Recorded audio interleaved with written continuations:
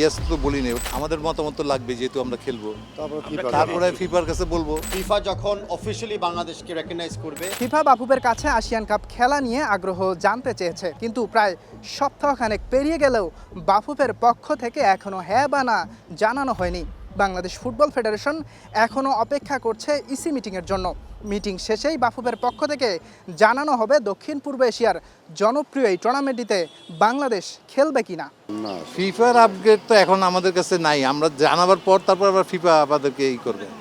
আমরা এখনো কিছু বলি নেই, ইয়েস তো বলি নেই, ওটা তো ইসি মেম্বারদের সঙ্গে মিটিং করে তারপর থেকে এটা আমরা ইনফর্ম করব।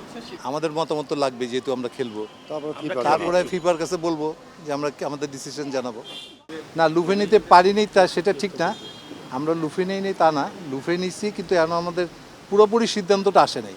পুরোপুরি সিদ্ধান্ত না আসা পর্যন্ত আপনাদেরকে আমরা অ্যাকুরেট তো আমরা কিছু বলতে পারতেছি না। আসিয়ান কাপে বাংলাদেশের খেলা কিংবা না খেলা নিয়ে যে ধোঁয়াশা, সেই ধোঁয়াশা কিন্তু আরও বাড়লো, কারণ এতদিন থেকে বাফুফের পক্ষ থেকে বিভিন্নভাবে জানানো হচ্ছিল বাংলাদেশ এই টুর্নামেন্টটিতে অংশগ্রহণ করার জন্য শতভাগ রাজি, শুধু ফিফার পক্ষ থেকে হ্যাঁ বা না নিশ্চিত হওয়ার জন্য অপেক্ষা করছে। হয় অনেক কিছু অফকোর্স প্রসেস চলমানকারী সময় আপনারা জেনে যান, বাট আমার তরফ থেকে আমি এখনও কমেন্ট করতে পারছি না।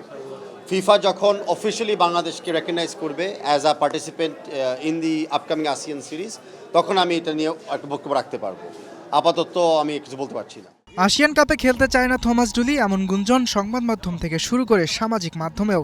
তবে ডুলি এই তথ্যকে মিথ্যা বলে উড়িয়ে দিয়ে জানিয়েছেন আসিয়ান কাপে সুযোগ পেলে অবশ্যই খেলতে চান, তবে টুর্নামেন্টে অংশগ্রহণ করা বা না করা তার হাতে নেই। I'm not the one who's signing the paper, so I'm the wrong person to ask where are we right now. Yasir Arafat, সবুজ, star play, Dhaka. 100% go. So that's why maybe it's a paper, maybe it's just a formal